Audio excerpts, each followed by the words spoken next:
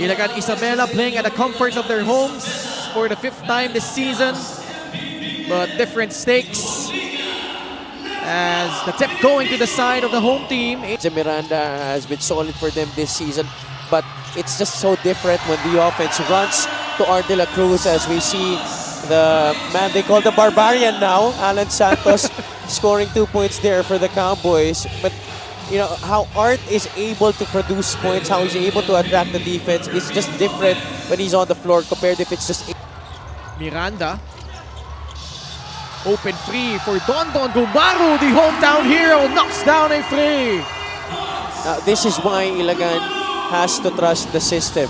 As these Bataan Risers and face the Abra Weavers in the first round, they're gonna have to trust the system and try to score in transition as well. Naiwasan ni AJ Miranda. Identity. According to Coach Louie, for Bataan, it's their offensive firepower.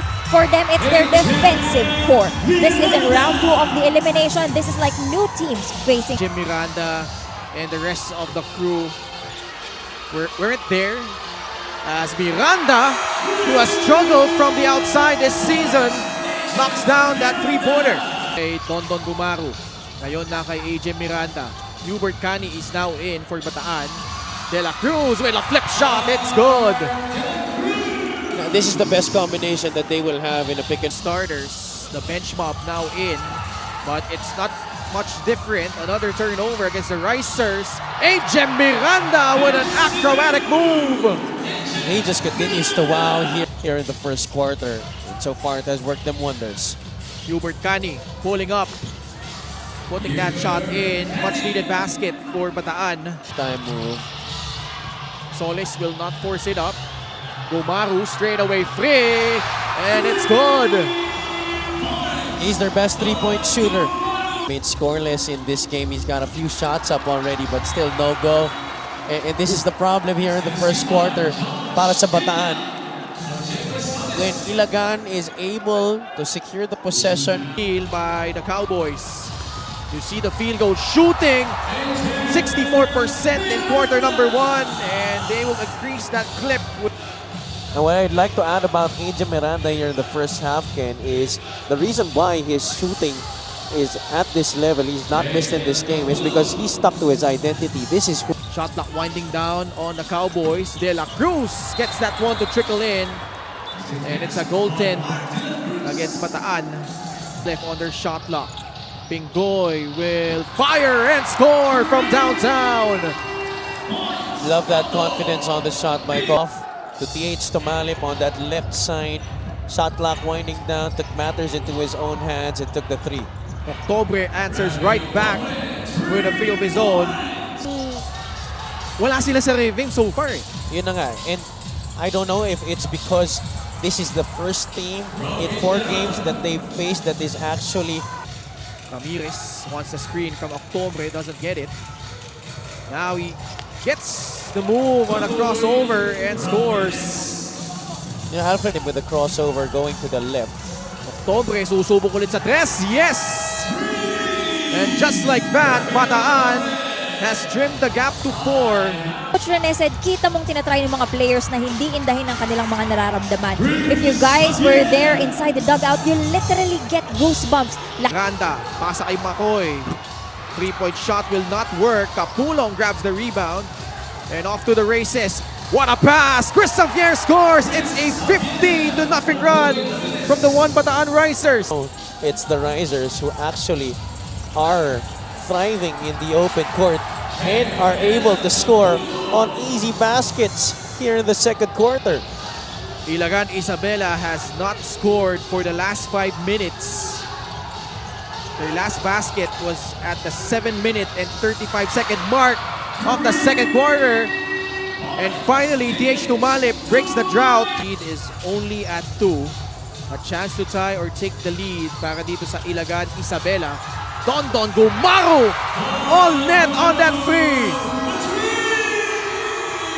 Josh Giap, pasa kay TH Tumalip, who turns around and swishes in that jumper. I'm telling you, this naging laban nila. I have to correct myself. Bataan did not lead in that game. Yeah.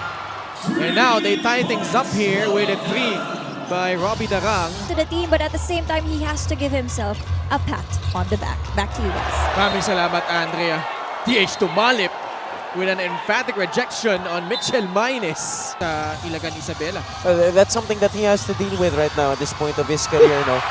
As we see that three-point shot by AJ Miranda, he's given this kind of challenge, and I think it's only right that he goes through this right now if he wants to evolve more into a better player. Dahil see, he's not forcing any breakdowns offensively. He's not trying to take his defender one-on-one. Robbie Darang scoring there para sa Bataan. And that's what turnovers. Bataan has done a great job of defending without fouling.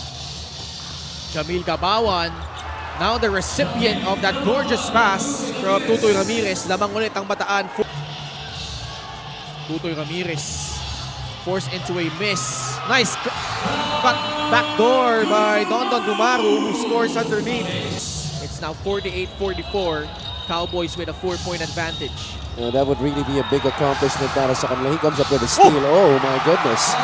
Striding down the lane, off a steal and scores 6 Season.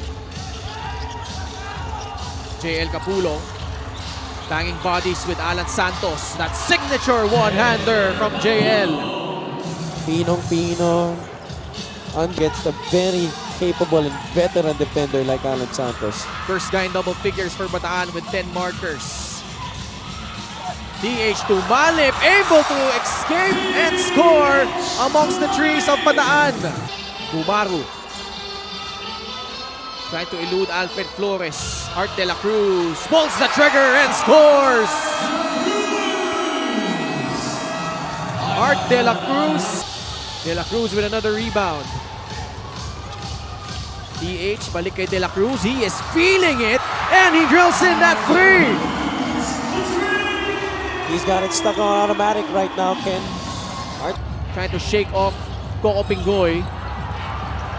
These two have met in high school. Octobre with another offensive rebound and this time sticking it back in. Flores comes away with a steal. Octobre tatakbo dito. Trying to protect his dribble. Gathers himself and scores off the glass. Just like in the second quarter, Rafi Octobre has Now it's with Art. Two former teammates with Davao Occidental. Art de la Cruz fouled. Ooh. Oh man. Oh, that is something you don't want to see. Oh my goodness. He's had problems with that ankle before. Yeah, that right foot landing Yes, on that right foot as well by twisted Rafi it. Octobre. he twisted it. Masakit talaga yan.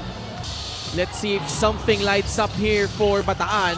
Darang able to bank it in. It's down to 6, 58-52. At courtside, we have Miss Andrea Endicio. 5-point lead for the Cowboys here as we start the fourth period. JL Capulong with a reverse. You see the quarter scoring here, 21-10, minute and 30 seconds in. They are in penalty. Yes. Capulong goes to work immediately and scores on the interior. See what I'm talking about there. He's one player that he really wanted to have simula pala ng season. No? He has a lot of trust in Gumaru as a player and as a shooter. But this guy, he also practically grew up under. First appearance here in the second half as Jamil Gabawan comes away with a steal. The pass to Ifes. Second block from TH Tumalip. Well, what about the timing on game between Bataan and Pasig and that game between Ilagan and Pangasinan? It's the team that ended up shooting better from the free throw line and the three-point area that actually ended out on top. And it's Dondon Gumaru, who has stepped up here in the fourth quarter. Chris Javier open for free. It's good. Nicely done. Isabela chance to create some separation, but they're forced into another turnover. But a counter steal by Dondon Gumaru. And free on the other side was TH Tumalip. Robbie Darang, Chris Javier, and JL Capulong, the unit for Coach Ogie Gumatay. Tutoy Ramirez. How about Tutoy with 11 markers here? TH Tumalip had time but can't hit the free. Agawan sa bola. Nakuha ni JL Capulong. He got fouled and the Cowboys are over the limit. It's been really sunny at the charity strength for Bataan in this game. It still gives them hope. Held in check by Tutoy Ramirez. Miranda makes his move. Sent back to the friend zone by JL Capulong. Excellent help defense right there. 2 seconds. Tumale for free. No good. Rebound JL Capulong. Mitchell Minus attacks. Got fouled. And 2 more free throws coming up for Bataan. Packed free throws for Mitchell Minus, who calmly sinks the first. I'm sure he wishes nothing more than to be on the floor right now with his teammates.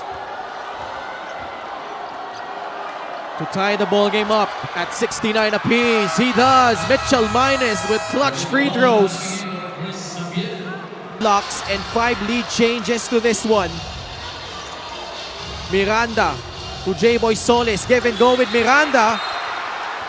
Nice play. And it forces a foul against Bataan. But 6 from the line. Tonight, 14 points, 6 rebounds, and 6 assists. Hitting the first free throw from the free throw line. Hits both. Much to the delight of the Ilagan Isabela crowd. Ending without fouling. Sazon for the lead. No! Ball batted around and it ends up with Ilagan Isabela with 14.2 seconds left. Josh Giab will go to the line. A chance to make this a 2-possession ball game. Well, at least on that possession. Josh Giab also injuring his ankle, so Coco Pingoy replacing him. Taking these free throws. Coco Pingoy sinks in the first possession ball game. He does. Bataan has no more timeouts. Robbie Darang attacks. Lays it up and in. 8.3 seconds left. Bataan still alive. Coach Lu Tumalip gives it up to Pingoy. Sazon gives up the foul. Free throw. This now gives a window of opportunity, even if this will be a make. 3-point ball game. If you're Ilagan Isabela, do you foul or play it out? Robbie Darang to Mitchell Minus. Stepping back. Gives it up to Darang for free. No!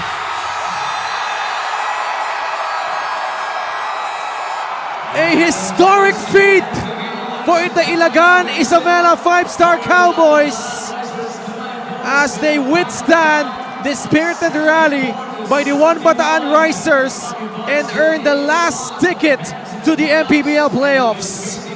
Our final score, 71 for the One Bataan Risers, 74 for the Ilagan Isabela 5-star Cowboys.